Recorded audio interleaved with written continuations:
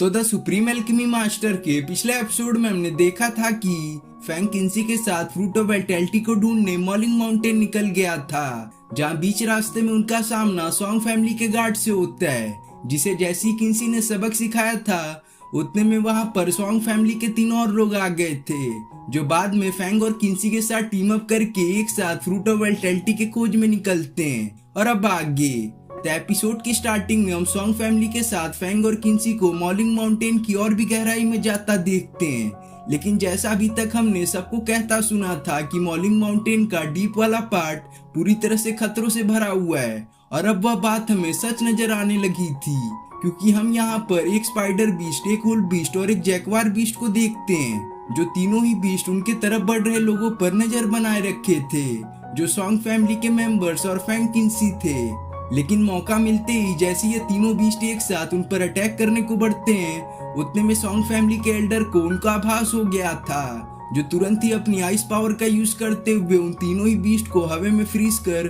तुरंत ही मार डालते हैं। तो फैंग ये सब होता देख एल्डर की तारीफ करने लगता है, बोलता है, एल्डर आप तो बहुत ही ज्यादा पावरफुल हो, आपकी वजह से हम अपना सफर बहुत ही आराम से पूरा कर उस फ्रूट ऑफ वाइटैलिटी को हासिल कर लेंगे। पर एल्डर कहते हैं, ना तुम मेरा शुक्रिया अदा मत करो, तुम्हें करना ही है तो मेरे यंग मास्टर सोंग जियान का करो, जिन्होंने तुम्हें हमारे साथ आने दिया। जिस पर सोंग जियान कहता है, इसकी कोई भी जरूरत नहीं है, बस हमें अपना सफर जल्दी से जल्दी खत्म करना पड़ेगा ताकि हम उस फ्रूट ऑफ वाइटैलिटी को सबसे पहले पा सके। जो बोलकर वह यंग मास्टर सभी को लेकर आगे बढ़ना स्टार्ट कर देता है, जिसके बाद वह लोग कुछ समय तक ऐसे ही चलते हैं, लेकिन एक समय पर सोंग जियान रुककर सबको कहता है कि अब काफी ज्यादा शाम हो गई है, जिसकी वजह से आगे का रास्ता मुझे बिल्कुल भी पता नहीं चल रहा है। देखो फैंग, तुम भी देख सकते हो कि आगे का वेदर कितना ज्यादा फॉगी हो रखा है, तो बताओ हम लोग अपना सफर कैसे जारी रख सकते हैं। इसलिए मेरी बात मानो तो हमें आज रात भर के लिए यहीं पर रुकना चाहिए,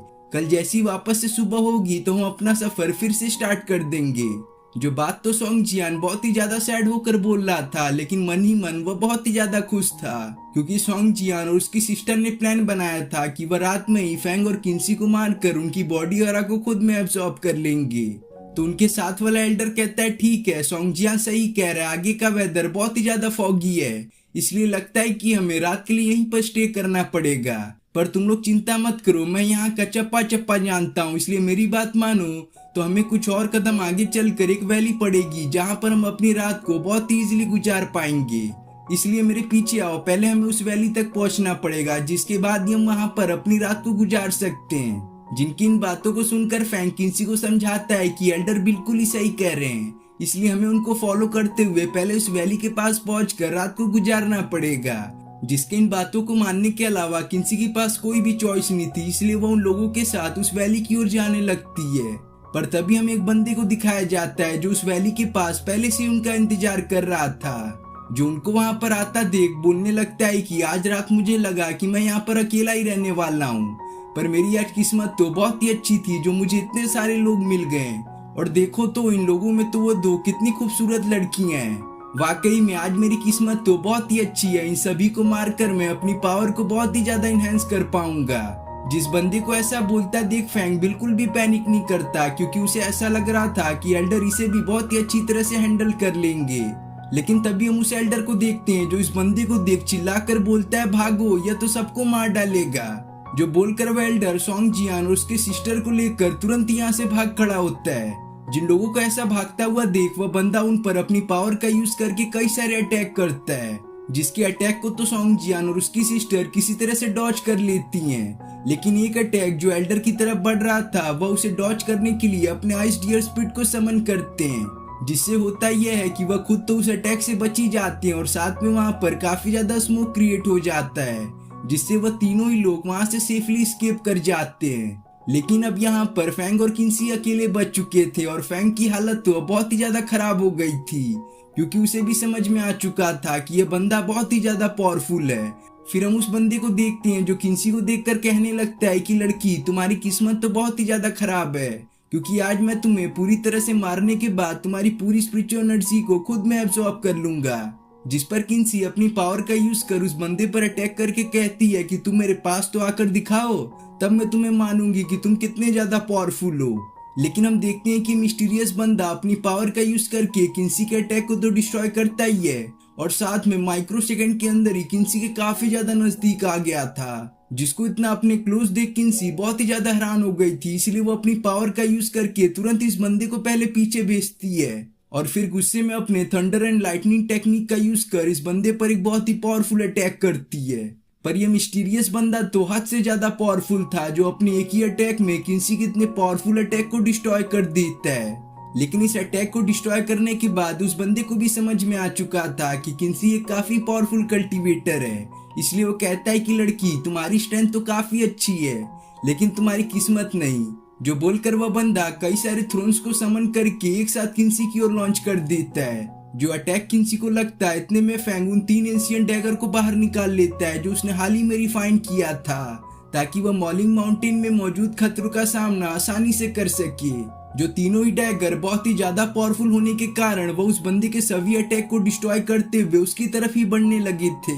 जिन डैगर को अपनी ओर आता हुआ देख वह बंदा अपनी फास्ट मूवमेंट का यूज करके शुरू में तो उन्हें काफी ज्यादा डॉज करने की कोशिश करता है, लेकिन फैंग भी उस डैगर को काफी अच्छी तरह से कंट्रोल कर रहा था, जिसकी वजह से वो उस बंदे पर एक अटैक सक्सेसफुली कर पाता है, जिससे अब उस बंदे का सारा टेंशन फैंग पर ही हो गया था। इसलिए फैंग भी अपनी पावर का यूज करते हुए किसी खतरनाक फॉर्मेशन को एक्टिवेट करता है, जिसका नाम water wind sand array formation होता है, जिससे कई सारे विंड्स बाहर निकलकर उस बंदे को एक जगह पर पकड़ने लगते हैं ताकि वह डैगर्स उसे आसानी से मार सकें। लेकिन जैसा अभी तक हमने देखा कि ये बंदा बहुत ही ज्यादा पावरफुल है, इसलिए वह फैंग के इस फॉर्मेशन को डिस्ट्रॉय करने के लिए अपने स्पीयर के साथ वहां पर 4 हेडेड स्नेक को समन करता है। जिस स्पीयर की हेल्प से वह बंदा इस फॉर्मेशन से निकल रहे सभी वाइन्स को काफी इजीली डिस्ट्रॉय कर अपने आप को डिफेंड कर पा रहा था, जिसको ऐसा करता देख किन्सी फिर से अपने थंडर एंड लाइटनिंग टेक्निक का यूज कर उस पर अटैक करती है। और अब जबकि ये बंदा फैंग के फॉर्मेशन में बहुत ही बुरी तरह से फंस चुका था,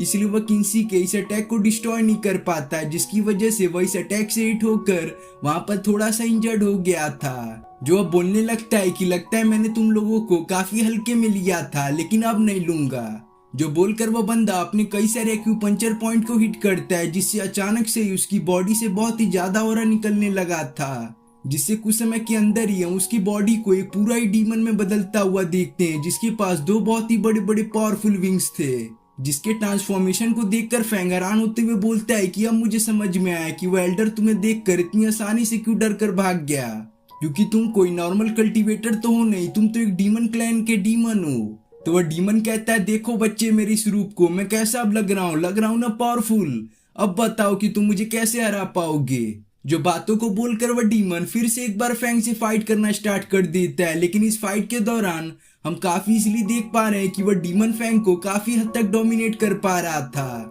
जिस डीमन से फैंग जब थोड़ी देर फाइट कर लेता है तो उसे भी पता लग जाता है कि वह इस डीमन को अपने करंट स्ट्रेंथ से कभी भी नहीं हरा पाएगा। इसलिए वह अपने माइंड में एक प्लान बनाता है, जिस प्लान को फॉलो करते हुए फैंग पहले तो उस डीमन को अपने पीछे लगाकर किन्सी से उसे काफी दूर ले जाने की कोशिश करता है, लेकिन किन्सी अपने हाथों से ना बाज आते हुए उस डीमन पर फिर भी अटैक करने की कोशिश करती है। लेकिन अब ये डीमन पहले की कंपैरिजन में बहुत ही ज्यादा पावरफुल हो चुका था, इसलिए वो अपने स्पीयर की हेल्प से किन्सी को एक जगह पर बांध देता है, जिसके स्पीयर के गिरफ्त से किन्सी जितनी निकलने की कोशिश कर ले पर वो निकल नहीं पाती।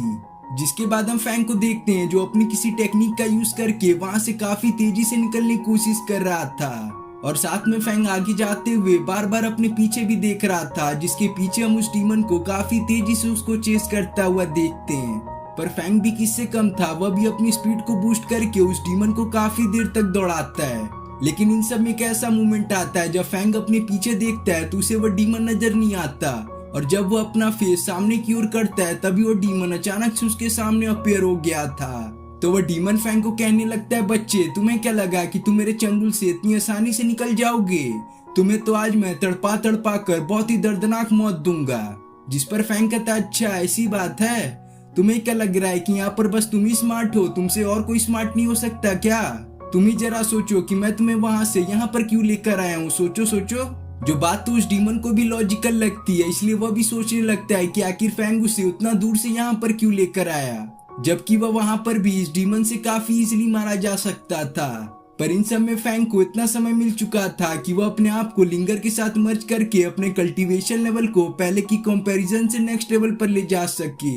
जो बात जब वह डीमन नोटिस करता है तो वह फैंग से सवाल करता है, बोलता है बच्चे अभी तुमने किस टेक्निक का यूज किया जिससे कुछ समय के अंदर ही तुम्हारा कल्टीवेशन लेवल बिल्कुल ही नेक्स्ट लेवल पर चला गया। जिसके इन बातों का जवाब फैंग बिल्कुल भी ना देखकर वहां पर एक लॉयन बीस्ट को समन करके इस डीमन पर अटैक करता है। जिस लॉयन बीस्ट के अटैक को जैसी वह डीमन अपने 4 हेडेड स्नेक अटैक से डिस्ट्रॉय करता है उतने में फैंग उसके काफी नजदीक आकर उस पर एक्सप्लोडिंग टाइगर बीस्ट टेक्निक का यूज कर उस डीमन पर एक बहुत ही पावरफुल अटैक करता है। जिस अटैक के लगते वह डीमन काफी दूर जाकर वहीं पर इंजर्ड हो जाता है। जो डीमन अब काफी ज्यादा देर तक फाइट करने की वजह से अब उसकी बॉडी में थोड़ी सी भी एनर्जी नहीं बची थी कि वह अपनी बॉडी पार्ट्स को मूव कर सके। इसलिए जब उसके पास फैंग आता है तो वह डीमन फैंग से सवाल करता है कि आखिर तुम हो कौन। जिस पर फैंग कहता है मैं तुम्हारा एंसेस्टर, मुझे पहचाने नहीं क्या। जो डायलॉग बोलकर फैंग जैसे उस डीमन को मारने जा रहा था तभी उस पर कोई पीछे से अटैक करता है। जिसके अटैक को काउंटर करने के लिए फैंग जो अटैक उस डीमन पर करने वाला था वह उस अटैक पर ही करके उसे डिस्ट्रॉय कर देता है। फिर हमें वहां पर एक लड़की को दिखाया जाता है जिसने ये अटैक फैंग पर किया था ताकि वह उस डीमन को बचा सके। जिसके दिखाती है एपिसोड यहाँ पे खत्म हो जाता है।